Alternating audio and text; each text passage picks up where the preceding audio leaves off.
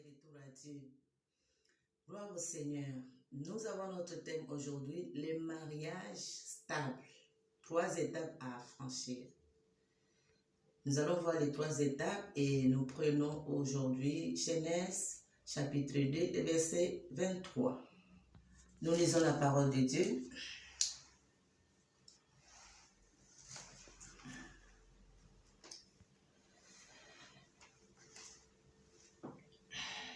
Et l'homme dit, voici cette fois-ci celle qui est l'os de mes os et chair de ma chair. On l'appellera femme, parce qu'elle a été prise de l'homme. Voici cette fois-ci l'os de mes os, chair de ma chair. Alléluia.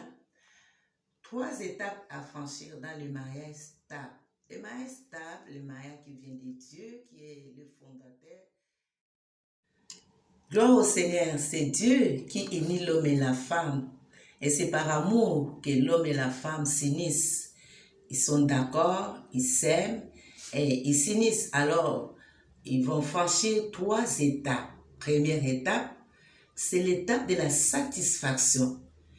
Vous voyez ici, l'homme cria quand Dieu prend la femme Ève. Dieu amène cette femme auprès de son mari.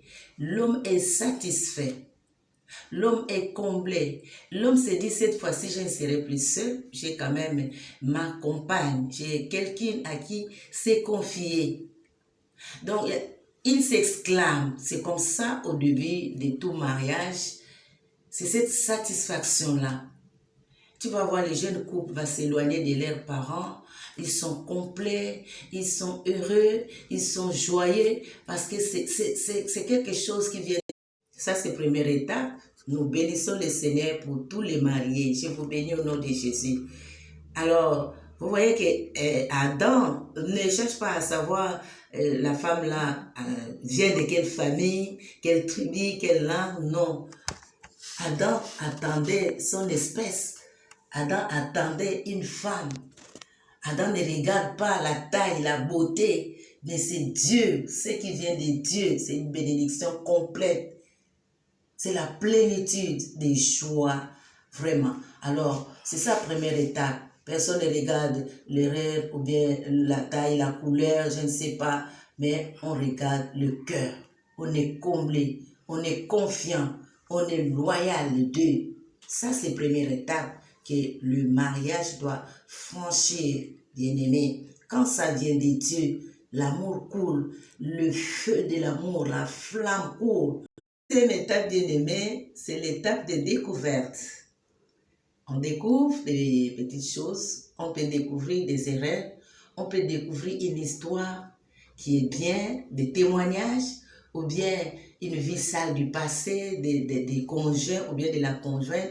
C'est une étape de découverte. Alors, quand l'amour court, on peut minimiser, on peut...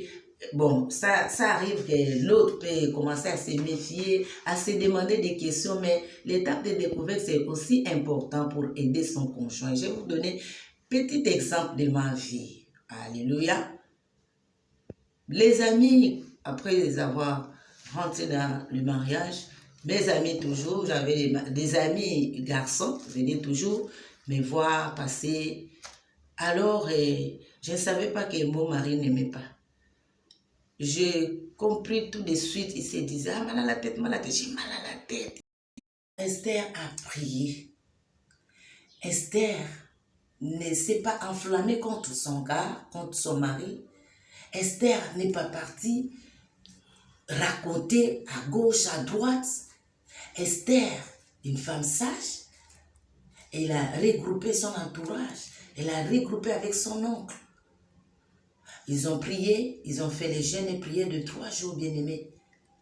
Nous avons ce Dieu qui nous a unis. À chaque fois où nous découvrons des choses qui peuvent détruire, qui vont à l'encontre de la volonté de Dieu dans notre ménage, nous devons aller vers celui qui nous a unis, celui qui est le fondateur. Rien n'est impossible à ce Dieu. Tout est possible avec notre Dieu. Alors Esther a prié. Elle a prié. Et l'Esprit du Seigneur lui a donné les stratégies, malgré, bien aimé, l'obstacle qui est devant lui. Elle ne pouvait Vous voyez que j'ai découvert la jalousie. Alors toi, tu peux découvrir aussi des petites choses, l'histoire ancienne. Tu peux découvrir qu'est-ce que j'ai fait. J'ai prié que l'histoire ancienne, que le passé ne vienne pas vous traumatiser. Parce qu'ici, on parle du foyer stable. Que les choses anciennes ne viennent pas vous traumatiser parce que Dieu nous défend même de ne plus penser aux événements du passé. Là, c'était le présent. J'ai découvert l'une des caractéristiques de mon mari, la jalousie. Et toi, si tu découvres, tu ne dois pas gonfler pour gonfler. Tu ne dois pas gonfler pour détruire. Tu ne dois pas gonfler pour ouvrir la porte à l'ennemi. Non, non, non, non, non. Tu dois te référer toujours à prier sans cesse. Priez sans cesse. Demandez et vous donnera. Alors, il y a des choses que tu vas découvrir, des bonnes choses comme des mauvaises choses. Nous voyons l'exemple d'Esther. Esther découvre. Alors, tu es marié, tu as découvert que ta femme est stérile. Soit comme le mari de qui? Le mari de Anne. Lui combler toujours les biens. Lui combler toujours les biens.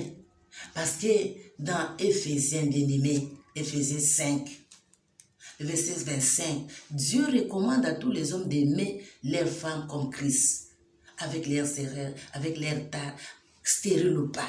N'est-ce pas? Anne a trouvé grâce. Anne, Aïe, Samuel. Des fois, Dieu frappe des femmes de la stérilité. Surtout les femmes que Dieu a frappées de stérilité, elles ont eu des enfants extraordinaires, des serviteurs puissants. La mère de Samson, Rebecca, la mère de Jacob. Bien-aimé, si tu trouves une faille, tu trouves la stérilité, tu trouves une maladie, tu découvres.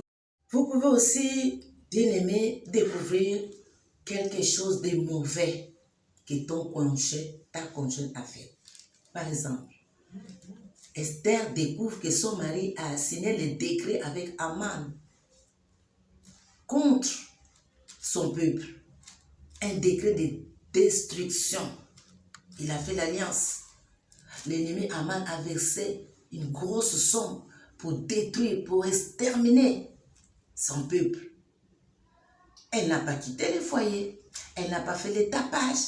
Elle n'a pas murmuré.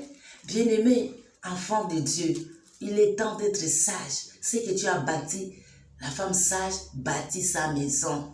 La colère ne bâtit pas. Le trouble ne bâtit pas. Les querelles, même la bagarre, ça ne bâtit pas. Sois sage. Ce que tu as construit ne détruis pas par tes propres mains. La femme a des problèmes de fécondité, des problèmes de santé. Soyez comme Zacharie. Servez le Seigneur. Persévérez au temps favorable. Dieu fait toutes choses à son temps. Il va vous visiter. Dieu qui s'est souvenu de Rachel, il va se souvenir de ta femme. Continue à aimer ta femme comme Jacob a aimé aussi Rachel. Il ne faut pas répudier une femme à cause de la stérilité, à cause d'une maladie, parce que le Dieu que nous prions, c'est le Dieu de miracles. Femme, soyez soumises à vos maris comme au Seigneur. Quand nous partons à l'église, nous adorons, nous donnons nos offrandes, nous servons le Seigneur. Ce n'est pas conditionnel, c'est avec amour. Donc, femmes, soyez soumises. Nous sommes dans Éphésiens 5. Soyez soumises, bien-aimées. Soyez soumises, les mamans. Ça, c'est le secret des familles stables. Soyez soumises. Avec ses servantes, avec son homme, et ses serviteurs, et Dieu lui a donné des stratégies. Le décret qui était là, qu'elle ne pouvait pas voir son mari, Esther commençait à voir son mari, le dialogue est revenu et Dieu lui a accordé la victoire. La victoire. Tu découvres que ton mari est rentré dans le loge. Pourquoi tu dois fuir ton ménage? Ce que tu as construit depuis des années, ne fuis pas, n'abandonne pas. En tant qu'enfant de Dieu, le juste triomphe. Nous avons des promesses. Le juste triomphe. Tu ne dois pas abandonner, t'enflammer, te bagarrer, mais cherche la solution à l'Éternel des armées qui t'a uni avec cette femme, avec cet homme. Esther a gagné la victoire.